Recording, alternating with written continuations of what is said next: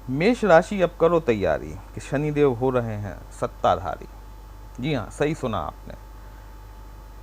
29 मार्च 2025 की रात 11:01 पर शनिदेव आपके दरवाजे पर दस्तक दे देंगे मेष राशि के जातक अथवा जातिकाओं। 30 मार्च की सुबह जब आप सोकर उठेंगे तो संभवतः आपको शनिदेव खड़े मिलें, अर्थात शनिदेव की 7.5 का प्रथम चरण का पदार्पण आपके ऊपर हो चुका होगा। न्याय के देवता हैं, कर्म के फलदाता हैं। जो कर्म आप कर चुके हैं उन्हीं का फल देने के लिए शनिदेव आ रहे हैं। तो अब जब आ ही रहे हैं तो स्वागत तो करना बनता है दोस्तों शनिदेव का। नमस्कार दोस्तों, कैसे हैं आप सभी। मैं आपका ज्योतिष मित्र श्लोक वर्मा आपके अपने चैनल श्री हनुमंत कृपा में आपका हार्दिक स्वागत करता हूं, अभिनंदन करता हूं।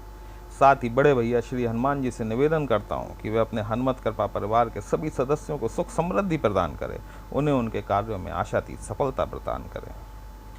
दोस्तों, आज हम बात करने वाले हैं कि शनिदेव महाराज आपकी राशि में, मतलब ये जो आज का विश्लेषण है ये मेष चंद्र राशि पर आधारित है।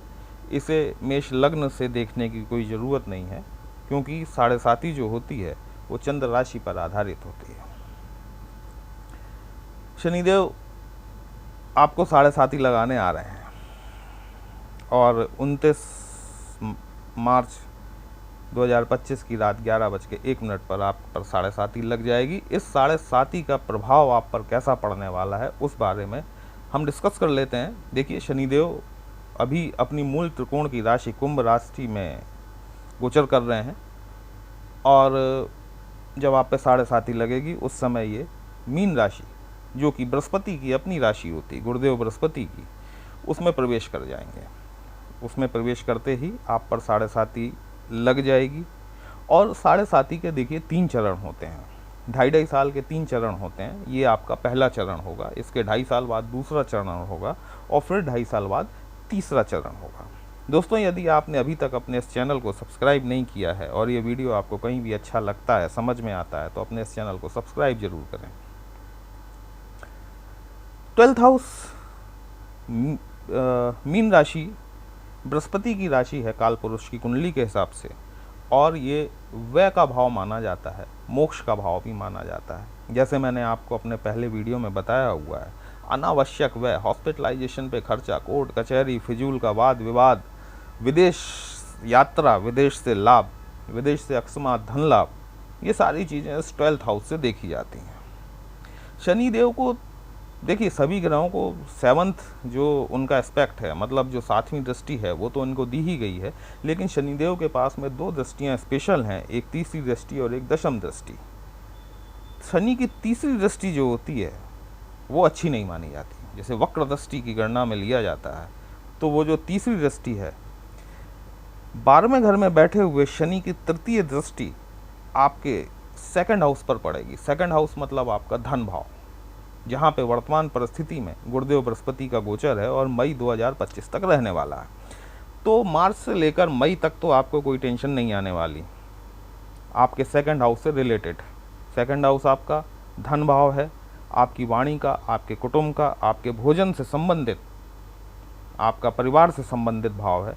तो 30 मार्च 2025 से लेकर मई 2025 तक आपको इस भाव से संबंधित कोई समस्या नहीं आती हुई दिखाई दे रही, क्योंकि गुरुदेव बृहस्पति स्वयं यहाँ बैठे हुए हैं। लेकिन मई में जैसे ही गुरुदेव का स्थान परिवर्तन होगा, यहाँ से संबंधित समस्याएं आपको दिखाई देना शुरू हो जाएंगी। मेरी पहली एडवाइस, शनिदेव हैं, आपके संचित धन को खर्च करा सकते हैं।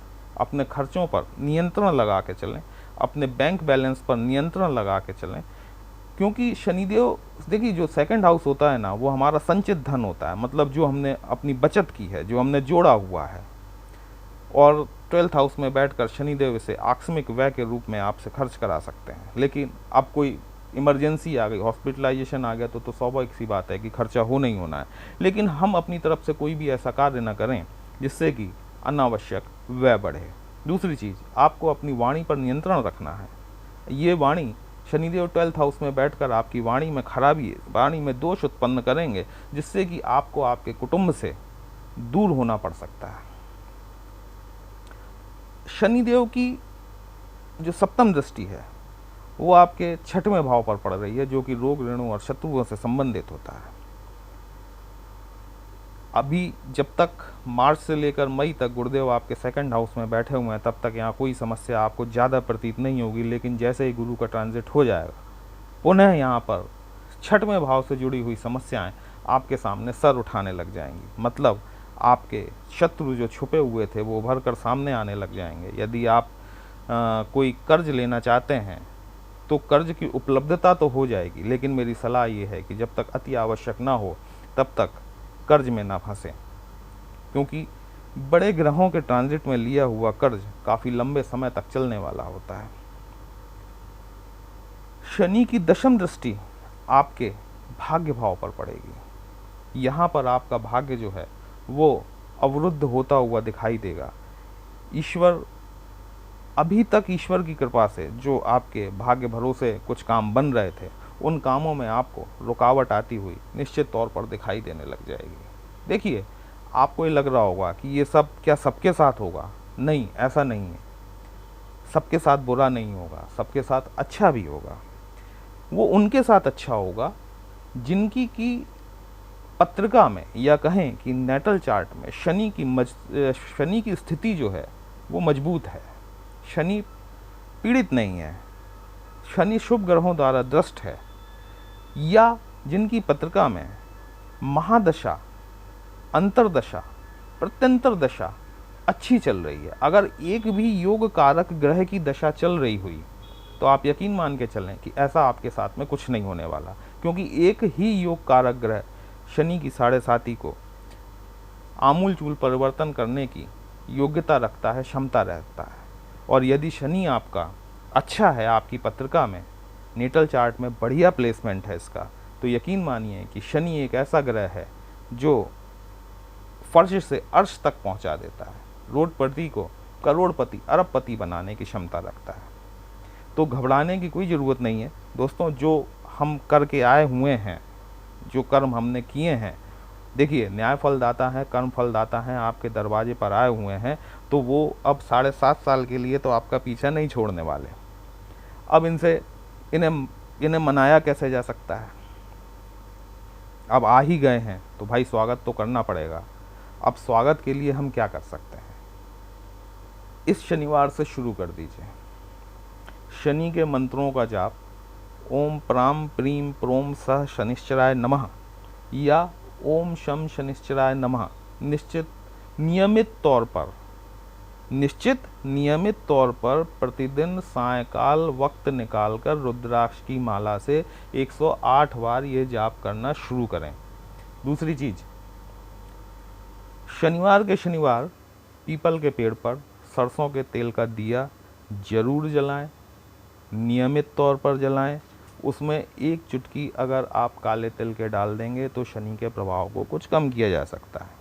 तीसरी चीज़, छाया दान करना शुरू करें। मतलब एक किसी पात्र में सरसों का तेल लेकर उसमें अपना चेहरा देखकर आप कहीं भी इस तेल का दान कर सकते हैं। शनि चालीसा का पाठ कर सकते हैं। और सर्वोत्तम उपाय, हनुमान चालीसा का पाठ करें। हनुमान जी की शरण में आ जाएं तो आपके सारे पाप ऐसे ही कट जाते हैं। ये अंतिम रामबाण उपाय है। हनुमान चालीसा का नियमित पाठ करें, संकल्प लेकर पाठ करें। 1 बार, 3 बार, 7 बार, जितना आप कर सकते हो, जितनी आपकी क्षमता हो, श्रद्धा हो, जितनी आप ये पाठ कर सकेंगे, उतना ही आपके लिए ये पीरियड फ़ायदेमंद रहेगा। शनिदेव आप सब पर कृपा बनाए रखें। हनुमान जी आप सब पर कृपा बनाए रखें। अगर आपको ये विश्लेषण पसंद आया हो तो आप अपने इस चैनल को लाइक, शेयर और सब्सक्राइब जरूर करें। अगर आप हमसे अपनी पत्रिका का विश्लेषण कराना चाहते हैं तो हमारा नंबर थंबनेल व्हाट्सएप नंबर दिया गया है, आप हमसे कांटेक्ट कर सकते हैं। आपकी समस्या का उचित समाधान करने का प्रयास किया जाएगा। पर्सनल कंसल्टेशन पेड होता है दोस्तों। चलिए फिर मिलते हैं एक नई राशि के साथ, तब तक के लिए जय श्री राम।